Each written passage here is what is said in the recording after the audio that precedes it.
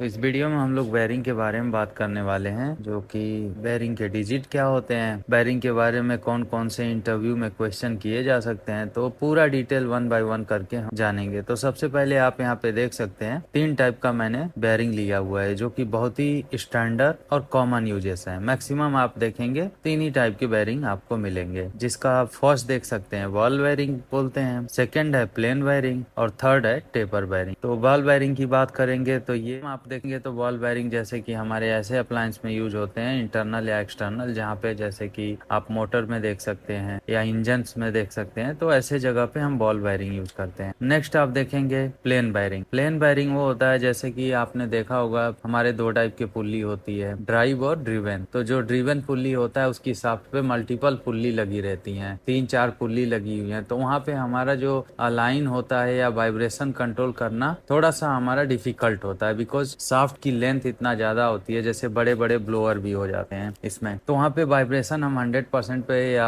Alignment को control नहीं कर सकते। तो ऐसे जगह पे हम प्लेन बेयरिंग डालते हैं, जो कि वाइब्रेशन को ऑब्जर्व कर लेता है। उसके बाद थर्ड की बात करेंगे टेपर बेयरिंग। टेपर बेयरिंग की अगर बात करेंगे तो ये आपने मैक्सिमम देखा होगा जहाँ पे heavy load on the bearing होता है। सपोज जैसे हैवी व्हीकल में देखेंगे आप, तो जितने व्हील्स होते हैं उसमें लगाए जाते हैं, या बड़े बड़े कंप्रेसर होते हैं, क्रेन्स होती हैं, मीन्स जहाँ पे जर्क होते हैं वहाँ पे आपको टेपर बेयरिंग मिलेंगे। अब इसके डिजिट के बारे में हम एक एक करके देखेंगे। तो सबसे पहले हम लेते हैं बॉल बेयरिंग का। तो जैसे कि एक एग्जांपल हमने लिया हुआ है, जैसे देख सकते हैं 6306C3। तो अगर 6 का बेसिकली आप देखेंगे तो ये बेयरिंग टाइप होता है। तो बेयरिंग टाइप आपको मैंने ऑलरेडी बताया हुआ है, और आगे भी हम बेयरिंग के कुछ टाइप के बारे में बात करेंगे। सबसे पहले हम इस डिजिट का मीन्स जानेंगे कि इस डिजिट का मीन्स होता क्या है। तो 6 मीन्स होता है बेयरिंग टाइप। उसके बाद जो उसके आगे नेक्स्ट डिजिट होती है, फॉर एग्जाम्पल मैंने यहाँ पे 3 लिया हुआ है, इस सीरीज टाइप हो गया, जैसे इसमें बहुत सारे सीरीज आते हैं। उसके बाद 0 की बात करेंगे तो ये इसका इंटरनल डायामीटर होता है। उसके बाद फिर नेक्स्ट डिजिट की बात करेंगे तो इसका इंटरनल बोर डायामीटर होता है, जैसे कि यहाँ पे आप देख सकते हैं 6306 है, बिकॉज यहाँ हमारी 06 से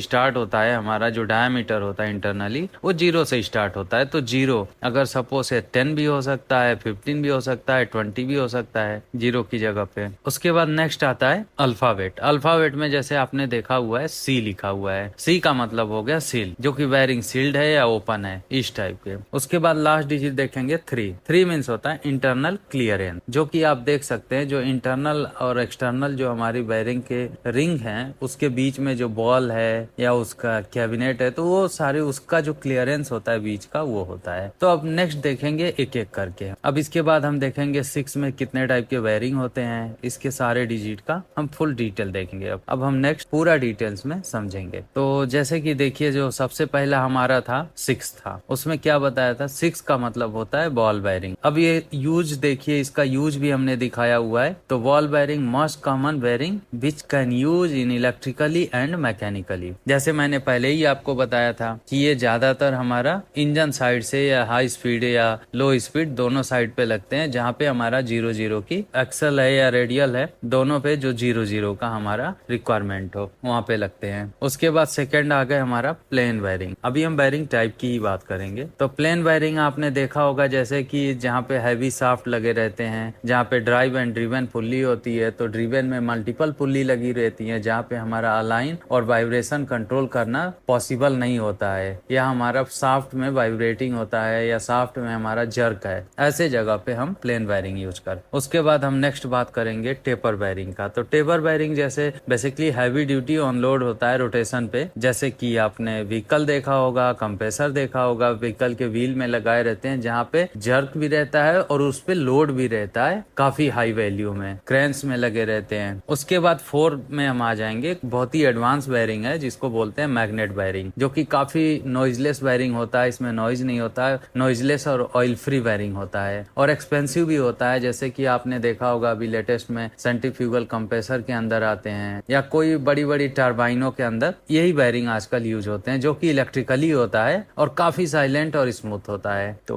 अब इसके बाद फिर हम नेक्स्ट देखेंगे जो सेकंड लेवल होता है, इसमें हमारा डायामीटर सीरीज और यूजेस लेवल दिखाता है, जैसे कि स्पीड, टेम्परेचर, नॉइज, इट सारे ये जितने भी लेवल हैं आप इसको देख सकते हैं। तो सारे फैक्टर फैक्टर इसमें इन्वॉल्व हैं। अब इसके बाद हम इसको देखेंगे कि इसके लेवल कौन कौन से होते हैं। तो 0 to 1 जो कि आप देख सकते हैं एक्स्ट्रा लाइट होता है, ये हमारा हमेशा स्मॉल बैरिंग्स में होते हैं। जैसे कि आपने देखा होगा छोटे छोटे जो अप्लायंस होते हैं इसको एक्स्ट्रा लाइट बैरिंग बोलते हैं। उसके बाद सेकंड आ जाता है जो लाइट हो जाता है, जो सेकंड साइज के बैरिंग आते हैं जो लाइट में आते हैं। उसके बाद फिर हम थर्ड नंबर पे जाएंगे, ये मीडियम यूजेस हो गया। और उसके बाद फोर्थ अगर देखेंगे तो ये हैवी हो जाता है। फोर्थ के बाद आता है 8 और 9 जो कि एक्स्ट्रा थीन बैरिंग होते हैं, काफी स्मॉल होते हैं। जैसे कि आपने देखा होगा सीएनसी वगैरह में यूज होते हैं तो वो एक्स्ट्रा थीन बैरिंग होते हैं, जो कि उसका बहुत कम ही हम लेते हैं। मैक्सिमम जो हमारा यूज होने वाला है 0 to 1 to 4 तक होते हैं। तो इसके आप सीरीज और यूजेस लेवल आप समझ सकते हैं। तो ये सेकंड आपका क्या है, ये आपको शो करता है सीरीज और यूजेस लेवल। जैसे कि आपका स्पीड पे डिपेंड होता है, टेम्परेचर पे डिपेंड होता है, नॉइज पे डिपेंड होता है। अब इसके बाद हम बात करेंगे थर्ड नंबर। थर्ड डिजिट क्या होता है, ये नॉमिनल बोर होता है, वो शो करता है थर्ड डिजिट। तो जैसे कि आपने देखा होगा 0 to 1, अगर हम एग्जांपल में लेते हैं 6201, तो इसका जो इंटरनल बोर होगा 5 स्क्वायर mm होगा। तो हमारा 0 to 1 जो भी होता है उसका मल्टीप्लाई बाई 5 होता है शाफ्ट की साइज। तो आपका जो भी इसका जो आपका थर्ड डिजिट मिलता है 62 के बाद, 6201, 6202, 03, 04, 0 या 6210 इस टाइप से, तो उसको मल्टीप्लाई आपको करना है 5 से। उसके बाद उसका इंटरनल आपका डायमीटर आ जाएगा। तो यहाँ पे देख सकते हैं 2 से मैंने मल्टीप्लाई 5 को किया है। अगर 6202 है तो 2 से मल्टीप्लाई आप 5 का करेंगे तो 10 स्क्वायर mm आ जा रहा है। तो शाफ्ट साइज आपका इंटरनल 10 होगी। सेम ऐसे आपको मल्टीप्लाई कर देना है। उसके बाद आप ऐसे कुछ वर्ड देखेंगे double Z, RS, Z1, Z only, ये होता है, ये शो करता है सील को। सील मीन्स अब जैसे देखिए